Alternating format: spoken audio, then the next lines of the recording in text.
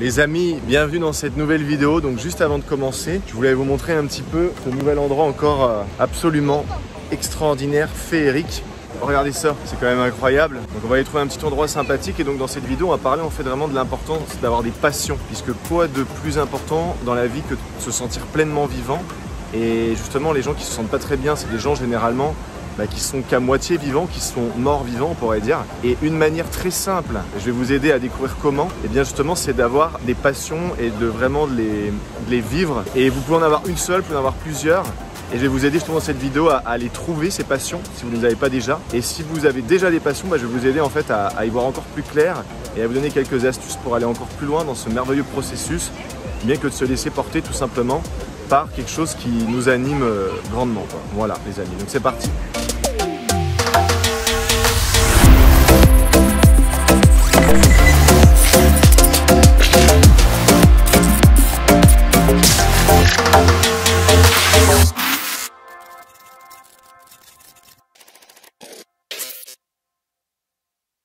Bien, alors maintenant que nous sommes posés ici, dans cet endroit toujours aussi féerique qu'il y a 5 minutes, ça n'a pas changé. Je voulais vous parler vraiment de l'importance d'avoir des passions, parce que pour moi c'est quelque chose qui est très important. J'ai beaucoup écouté Sadhguru, qui est un gourou indien, que je trouve qui est vraiment très pertinent à bien des égards. Et il y avait une vidéo qui disait qu'en fait le seul vrai problème des gens qui souffrent, que ce soit de la dépression, de la tristesse, un sentiment de manque ou quoi que ce soit, c'est qu'en fait ils sont pas pleinement vivants, ils sont à moitié vivants. Et quand tu es qu'à moitié vivant, forcément tu te sens limité, et parce que tu te sens limité, sachant que de nature nous sommes des êtres illimités, absolus, et quand on vient dans ce monde relatif s'incarner qui est quand même plus limité en apparence en tout cas du point de vue de notre mental que sur le plan absolu, forcément déjà rien que ça nous fait un petit peu bizarre, tu vois. Du coup, pourquoi avoir des passions? Les passions en fait c'est quelque chose qui t'anime, c'est quelque chose qui te donne un désir ardent. Ça peut être une passion par exemple pour créer un business, et ton business peut être une passion. Et cette passion sera en fait naturellement un désir ardent, quelque chose que tu as vraiment envie d'amener de l'imaginaire à la réalité. Le pouvoir de la pensée, c'est qu'en fait, quand tu penses à quoi que ce soit, tout commence par une pensée, toujours. Et du coup, dans cette vidéo, je vais t'inviter tout simplement maintenant à découvrir quelles seraient potentiellement tes passions qui pourraient te plus le faire vibrer. Il n'y a pas de mauvaise passion. Si ta passion c'est d'aller tirer au fusil dans un stand de tir, c'est très bien, il n'y a pas de souci. D'accord? Une arme n'a jamais fait la guerre toute seule. C'est pas l'arme qui compte, c'est ce qu'on en fait. Rien n'est bon, rien n'est mauvais, mais ta passion à toi, qu'est-ce qu'elle est? Pose-toi bien cette question-là. N'hésite pas à mettre la vidéo en pause. Au passage, un petit pouce, abonne-toi, mets un commentaire, pose tes questions. Partage-moi un petit peu. Vous êtes de plus en plus nombreux d'ailleurs au passage à vraiment être, on va dire, des fidèles lecteurs, commentateurs, viewers de la chaîne. Ça fait super plaisir. Ça me fait plaisir de connaître justement vos passions pour ceux qui ont l'habitude de commenter un petit peu. Donc maintenant, rentrons dans le vif du sujet. Si tu avais une baguette magique, mais vraiment joue le jeu en fait. Il n'y a pas de oui, mais machin, non, il n'y a pas de comment.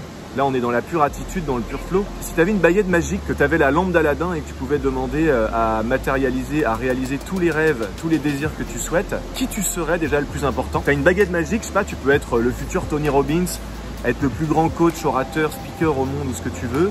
Tu peux être professeur d'histoire géo dans un collège, président de la République, tu peux être acteur, chanteur, danseur, businessman, tu peux être chaman, vivre dans un endroit comme il y a derrière moi. C'est un peu aussi comme si tu avais une carte bleue, une carte de crédit illimitée. Donc c'est même pas que tu es milliardaire, c'est que il n'y a pas de limite, tu peux tout faire. L'argent n'est pas la question, et le pouvoir de ce génie qui est là en toi, en face de toi, d'accord, joue le jeu vraiment. Il peut te donner tout ce que tu veux au niveau de l'être, au niveau du faire, au niveau de l'avoir. Mais pour l'instant, on va rester sur l'être. Donc au niveau de l'être, qui tu serais? Mets la vidéo en pause et réfléchis 5 minutes, 10 minutes, 1 heure. Prends une feuille de papier, encre bleue, feuille de papier blanc, ce qui développera plus de circuits neuronaux dans ton cerveau. Et surtout, l'encre bleue te permettra de mieux mémoriser. Bon. Ensuite, fais la même chose au niveau du faire. Ok, alors... Mais moi, par exemple, si je devais faire l'exercice, je te dirais, je suis déjà en train de vivre ma plus grande version de moi-même, j'ai envie de dire. Qui je serais?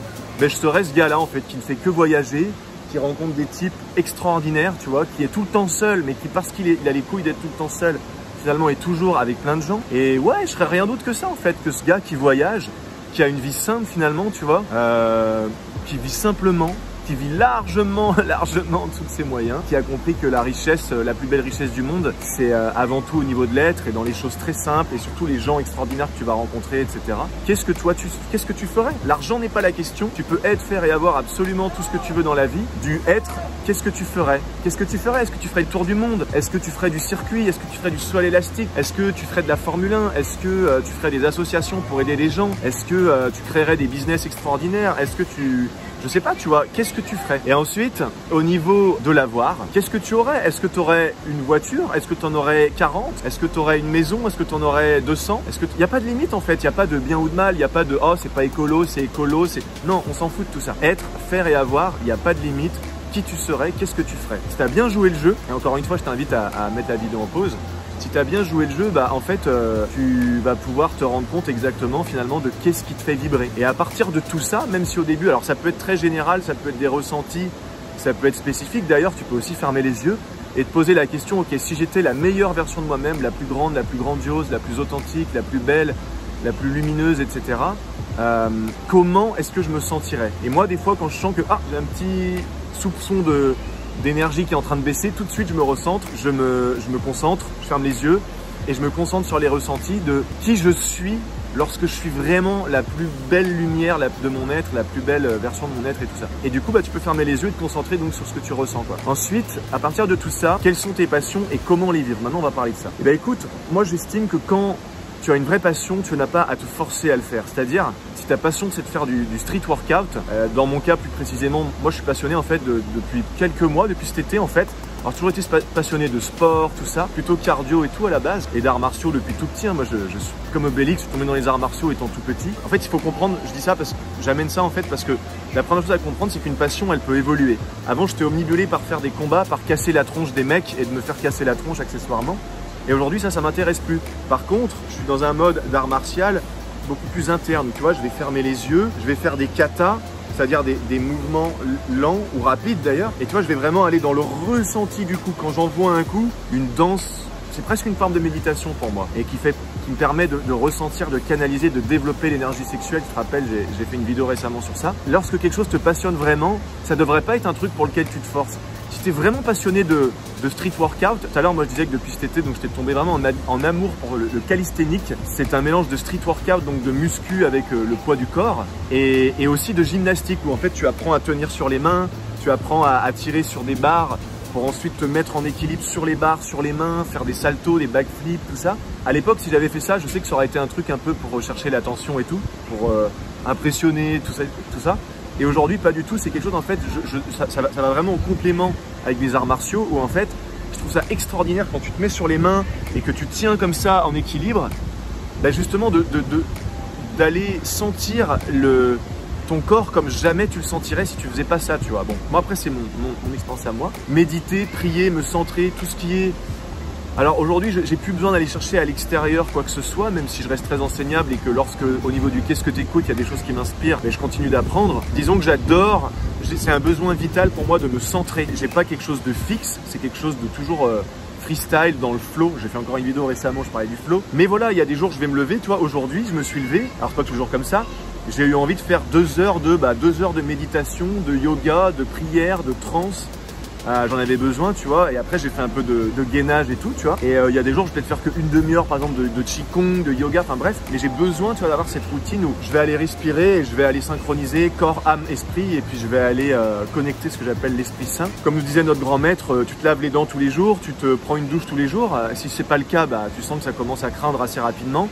Mais par contre, la plupart des gens ne prennent pas de douche au niveau énergétique et après ils s'entraînent, ils s'étonnent dans le meilleur des cas de pas se sentir très bien, d'avoir toujours des hauts et des bas, et dans le pire des cas d'être malade, d'être déprimé, d'avoir une vie vraiment un peu misérable, quoi. Bref, moi je te partageais mon expérience perso parce que dans mon cas de figure particulier, bah, c'est vrai que c'est des passions, tu vois. Alors j'aime beaucoup la vidéo, la photo aussi. D'ailleurs, je partage sur Instagram, davidbertrand.lsda, pas mal de choses et tout ça. Mais toi, dans ton cas, tu vois, c'est pour te dire tout ça en fait que quand tu es vraiment passionné par quelque chose, si tu vois, je me levais le matin en me disant « Oh là, il faudrait que je fasse de la muscu », ce serait pas une vraie passion. Parce que quand c'est une vraie passion, c'est plus fort que toi. Tu peux pas t'empêcher, c'est plus fort que toi, ça t'appelle, c'est comme un enfant qui…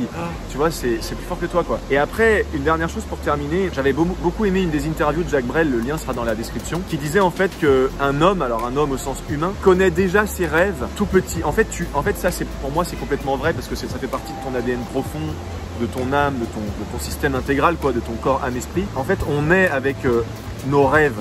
On est en sachant, tu vois, Napoléon, quand il est né, au fond de lui, il savait qu'il serait un grand général de guerre. Steve Jobs, quand il est né, au fond de lui, il savait qu'il serait quelqu'un qui allait révolutionner le monde des nouvelles technologies. Et moi, bah, tu vois, je dis pas que j'en étais conscient forcément très tôt. D'ailleurs, j'ai commencé à en être conscient finalement il n'y a pas si longtemps que ça, tu vois. Et surtout, parce qu'une fois que tu en es conscient, il faut être capable de l'assumer. Et ça, c'est encore autre chose. Moi, c'est inscrit en moi depuis tout petit que je suis là pour inspirer, pour partager, pour vivre beaucoup d'expériences. Autant me faire défoncer la gueule dans tous les sens que de vivre des trucs extraordinaires pour pouvoir, je crois, faire gagner un temps précieux aux gens. De dire non, mais va pas par là parce que moi, j'y ai été, tu vois. Je me suis fait défoncer la tronche. J'ai peut-être pris cher comme peu de gens auraient été capables d'endurer. Mais maintenant que je l'ai fait, voilà, maintenant, je te donne directement les 12, les pépites et t'as pas besoin de toi de te faire chier. Tu vois, je te donne un exemple pour terminer sur ça. Quand j'avais monté ma première société à 18 ans, j'étais un des premiers en France, j'avais déjà dit de réparation de téléphone, tablette, ordinateur, tout ça, ça s'appelait Masterphone en Bretagne. Donc ça a duré pendant 5-6 ans. J'ai tout appris tout seul comment on appelle ça, vraiment de moi-même, en autodidacte. Et le jour où j'ai délégué ça à un de mes meilleurs amis qui a repris ça, qui a repris ma première société, ce que moi j'ai appris en 5 ans, lui il l'a appris en 5 mois. En 5 mois, il était un bien meilleur chef d'entreprise que moi. Pourquoi? Parce que quand à l'époque, tu vois, pour corriger un problème, un bug bizarre, par exemple, tu remontes le téléphone d'un client, l'appareil photo marche plus, des fois il me fallait quelque chose comme 12-13 heures non-stop à me creuser les méninges pour essayer de comprendre d'où ça venait. Mais une fois que j'ai trouvé et que je le montre à mon ami, parce que moi ça m'a pris 15 heures, lui en 1 minute, parce que je vais déjà mâcher le travail, tu vois, en 1 minute, boum, il sait quoi faire. Et ce que je veux dire par là, c'est qu'au niveau du qu'est-ce que tu écoutes quand tu as une passion, va écouter des gens qui sont les meilleurs des meilleurs dans leur domaine, va écouter les qu'est-ce que tu écoutes qui sont au top, 12 donc 12 don'ts. Souviens-toi aussi de ce concept de notre grand maître, c'est vraiment important. Donc voilà, au niveau des passions, pour moi c'est très important.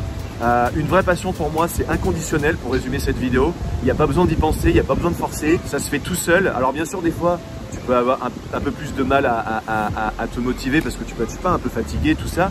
Après c'est à toi aussi de te régler, quoi. C'est sûr que tu fais la fête tous les jours, ça va peut-être être difficile, comme je disais l'exemple tout à l'heure personnel, d'aller marcher sur les mains. Bon, mais voilà. Après c'est aussi un rythme de vie, un lifestyle, tout ça, quoi. Donc sur ce, voilà, je voulais vraiment, j'espère que cette vidéo vous parlera, c'est une vidéo très simple en définitive, mais si tu n'as pas de passion dans ta vie, il serait temps d'en trouver, ne serait-ce qu'une. Ça peut être des choses aussi simples que dessiner, écrire, peindre. Il n'y a pas de bonne ou de mauvaise passion, d'accord? C'est pas parce que quelqu'un, par exemple, il a une passion pour écrire sur son journal intime, ça peut être une passion, tu vois, comme ça devient presque une drogue pour quelqu'un d'écrire sur son journal intime, que par exemple, versus quelqu'un qui saute à l'élastique en parachute. Ça n'a pas besoin d'être un truc extrême, tu vois. Tous les sportifs extrêmes de haut niveau, quand tu fais des sports extrêmes, c'est pour ressentir la vie très très fort en fait, tu vois. Donc écoutez les amis, prenez soin de vous, n'hésitez pas à me partager vos passions, vos idées de comment vous feriez pour trouver des nouvelles passions. Et n'hésitez pas à vous abonner, à mettre un petit pouce vers le haut et aussi à activer la petite notification pour être sûr de rien manquer dans les prochaines vidéos à venir de la Société des Alchimistes. Voilà, je vous embrasse les amis, à bientôt, ciao ciao.